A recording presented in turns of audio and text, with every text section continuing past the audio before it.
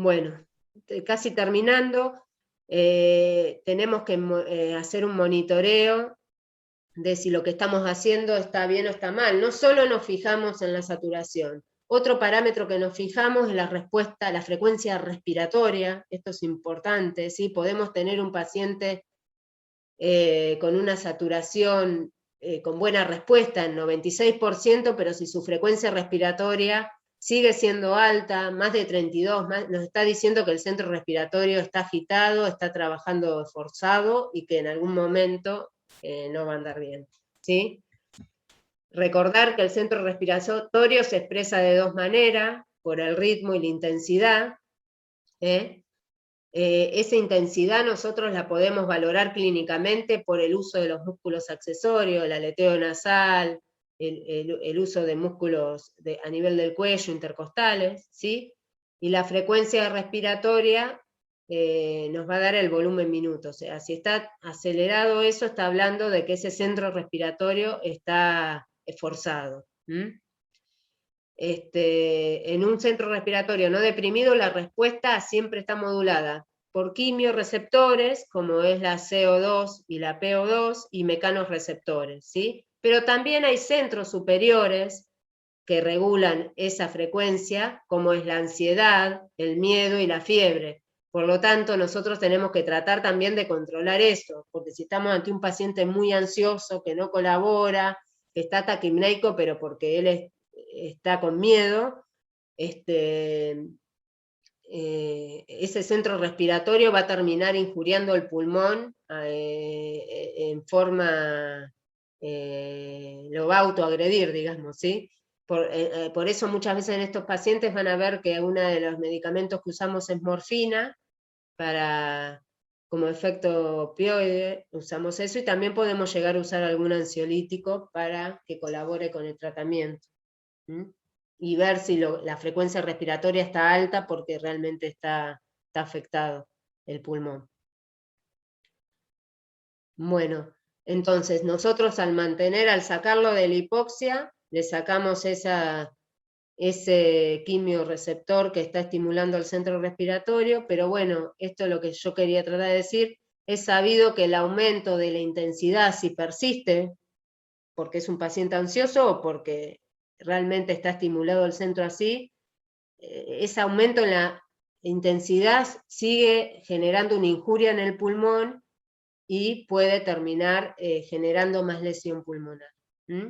Entonces, una respuesta positiva en el monitoreo de la oxigenoterapia o del alto flujo es la disminución en la frecuencia respiratoria y la disminución del uso de los músculos accesorios. Si eso no sucede, estamos ante alertas ventilatorias invasivas. Entonces, ¿qué tenemos? 3 puntos que evaluar, que nos van a hablar de que es un paciente que probablemente necesite ser respirado.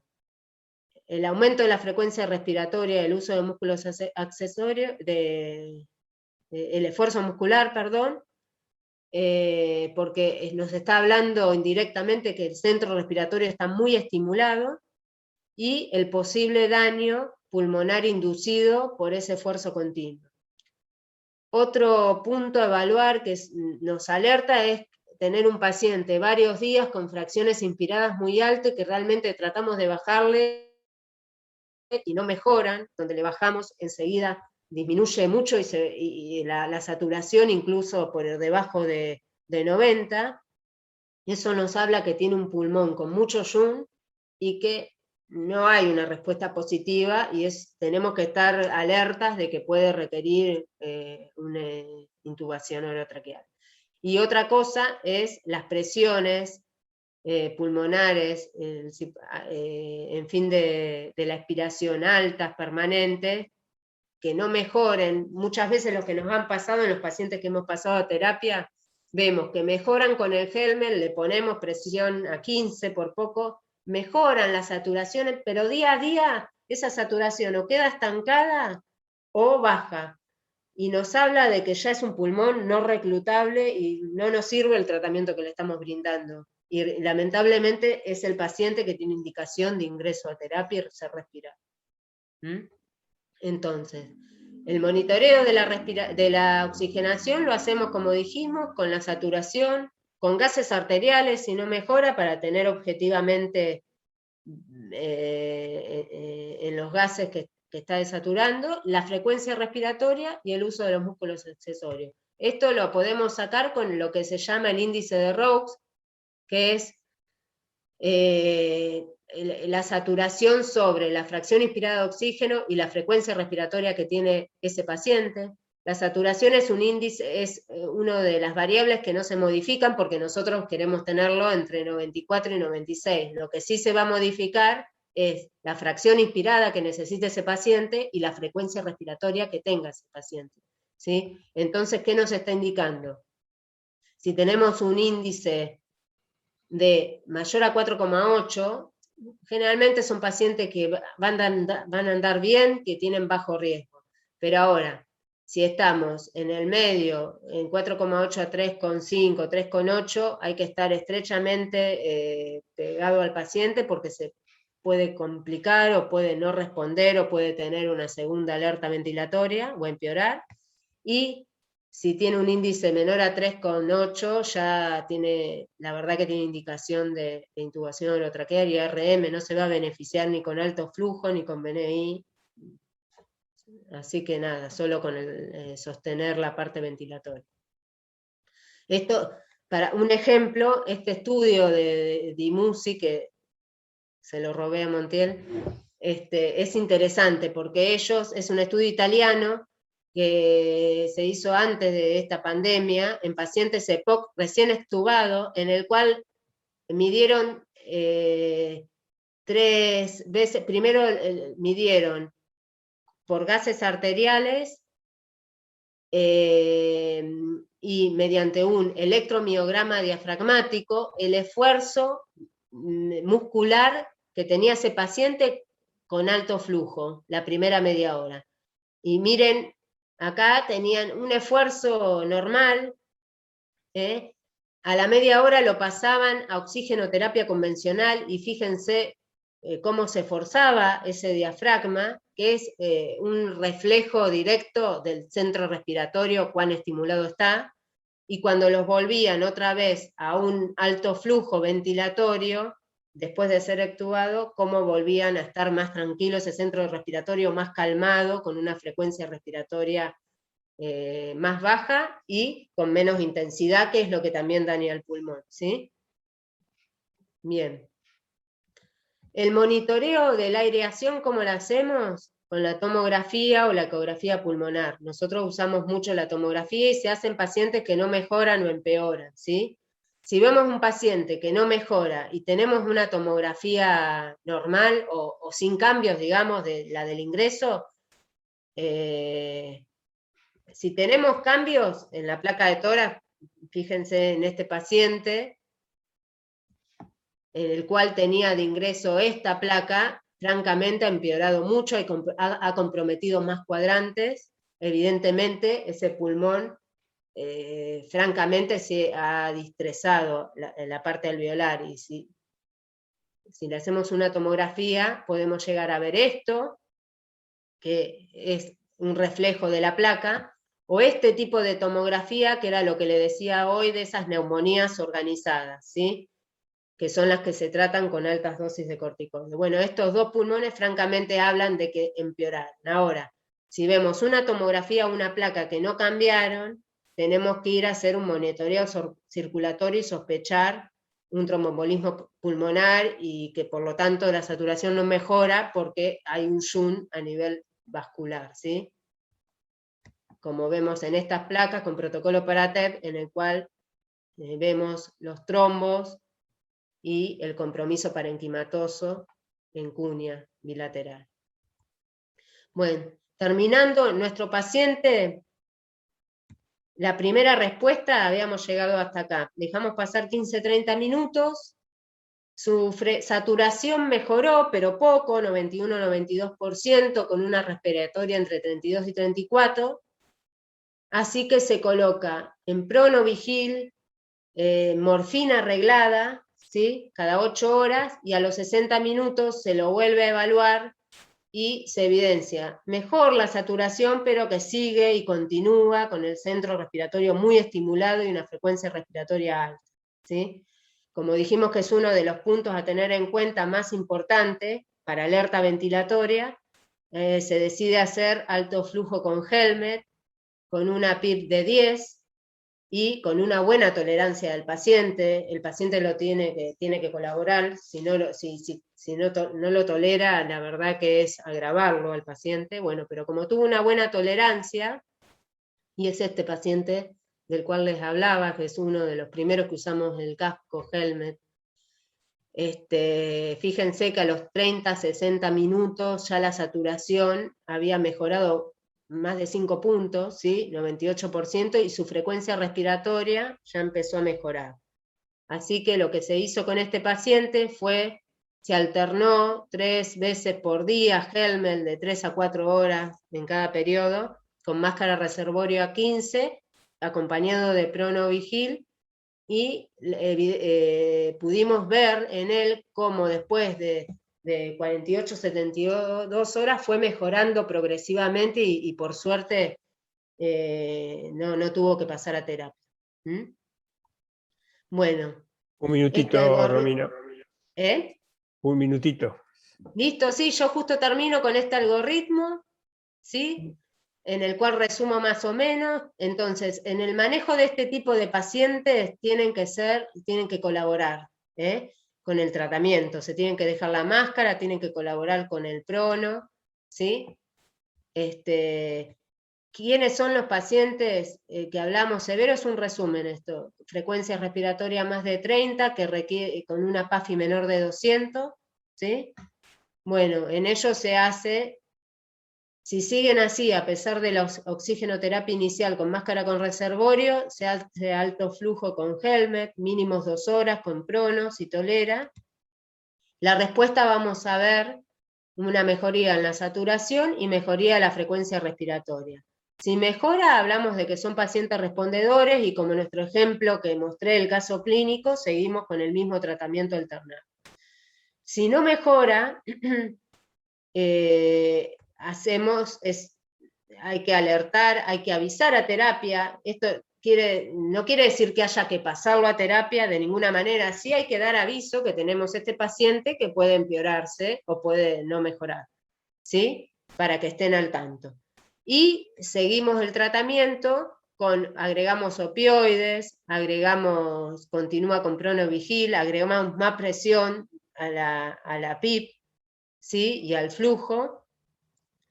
Y bueno, si no mejora, realmente lo que sigue es hacer CPAP y BNI si tolera el paciente. Y en nuestro caso, en particular en el Hospital Pena, en clínica, no lo hacemos, así que se hace en terapia o directamente pasa a ARM si es un paciente más comprometido. Así que nada, importante esto. Es importante la contención emocional, son pacientes que están graves, que saben que están graves, que están solos pasando su enfermedad, y es importante la contención que le podemos dar, hacerlos sentir que están contenidos, porque si no muchas veces lo que les juega en contra es eso a estos pacientes, y es lo que hemos visto en esta pandemia, ¿sí? Así que bueno, espero que se termine, y gracias. Muchas gracias, Romina. Excelente, excelente. Muchos datos muy claros, así que supongo que va a ser muy útil para la mayoría de los que estamos escuchándote y viéndote. Hay varias preguntas para hacerte. Una se refiere con respecto al uso de los corticoides y interpreto que, de acuerdo a lo que dice, es si la dosis mínima de corticoides con respecto a los pulsos que vos mencionaste, si son tan efectivos uno como el otro. Nosotros no se lo hacemos, los pulsos de metilprednisolona, ¿se refiere? Sí, tal cual. Bueno, eso no se lo hacemos a todos los pacientes que ingresan graves, sí se lo hacemos a pacientes con mucho compromiso pulmonar, como la tomografía que mostré con la neumonía organizada, ¿sí? A ver, sí.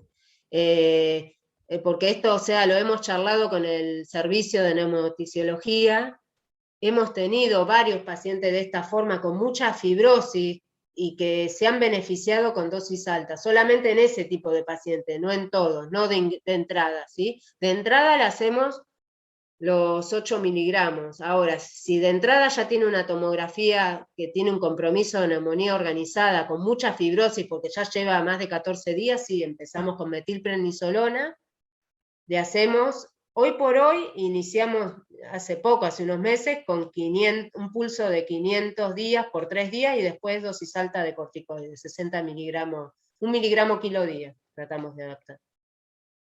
Perfecto. Aquí hay otra pregunta que dice si se utiliza ahí en el servicio, supongo que a eso va, si utilizan algún algoritmo para discernir para tromboprofilaxis versus anticoagulación en pacientes con COVID.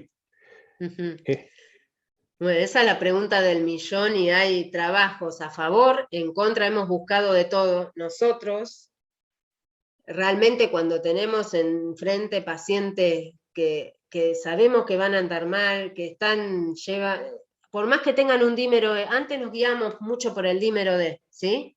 Pero ahora, si es un paciente crítico y grave, como sabemos, y pensando en la fisiopatogenia de ingreso, que es los microtrombos, le iniciamos anticoagulación. No quiere decir que lo diga la evidencia, hay evidencia a favor y hay evidencia en contra, ¿sí? Pero tampoco ha habido mayormente sangrados ni complicaciones por el uso de enoxaparina. Así que, o sea, si tiene un dímero mayor a 2000, iniciamos anticoagulación, ¿sí? Ahora, si tiene un dímero bajo, un dímero D, y son pacientes muy graves, iniciamos con todos. La verdad es eso. Perfecto. Y lo bajamos cuando empieza a mejorar. ¿Plasma humano, sí o no? Es otra de las preguntas que surgen acá en el chat. Bueno, plasma, si me preguntabas eso el año pasado, te decía que sí. Era lo único que teníamos y la única esperanza en ese momento, y como que veíamos cosas positivas, pero hoy por hoy no está indicado. Se beneficia si lo usás al día 5 y hasta ahí, porque hemos tenido pacientes que incluso han empeorado y no le han hecho. No. Perfecto. Y voy a realizar una última pregunta, Romina, así pasamos al otro disertante. Esto no quiere decir que después cambie y haya más evidencia, porque lo va a haber con todo esto, ¿eh? Obvio. Una vez que estabilizaste al paciente con oxígeno de alto flujo, ¿cómo es el procedimiento del destete? Bueno, a ver si entendió la pregunta. Sí, generalmente si esperamos no inmediatamente a bajarle, lo primero que se baja es la fracción inspirada de oxígeno, progresivamente, no en el mismo día. Lo ideal es que tenerlo, como dije hoy, entre 94 y 96, porque sabemos que dosis más altas de oxígeno terminan siendo tóxicos para el alveolo sano, ¿sí? Entonces, lo primero que hacemos es ir bajando el flujo de oxígeno, ¿sí? Y después vamos bajando la presión inspirada, porque siempre el alto flujo se benefician porque reclutan con ese poquito de PIB, digamos. Yo te dije la última, pero acá hay otra que apareció y con esto ya cerramos. Si en el servicio o en el hospital se utiliza suero equino. Sí, lo estamos utilizando. La verdad que la respuesta, esto es personal, no sé qué piensa gente de mi equipo que está presente, es variada la respuesta, ¿sí? Porque siempre se pasa antes del día 10 y lo hemos pasado en pacientes severos, porque así es el protocolo del ministerio. En los primeros 2 o 3 pacientes que lo hemos pasado hemos visto una muy buena respuesta respiratoria, pero en otros no, es como que siguió el cuadro, incluso entraron a terapia, entraron al respirador y después volvieron con nosotros. No sé, tal vez no hubiese habido una respuesta y hubiese quedado en terapia el paciente, pero No está cerrado el estudio, es más, estamos dentro de un estudio y estamos entregando planillas para sacar una conclusión de todo esto. Con respecto a los efectos adversos, en el momento de la infusión no hemos visto prácticamente nada, solo bradicardia, que después se estabiliza sola. Romina, muchísimas gracias. Vamos a pasar al siguiente disertante, al doctor.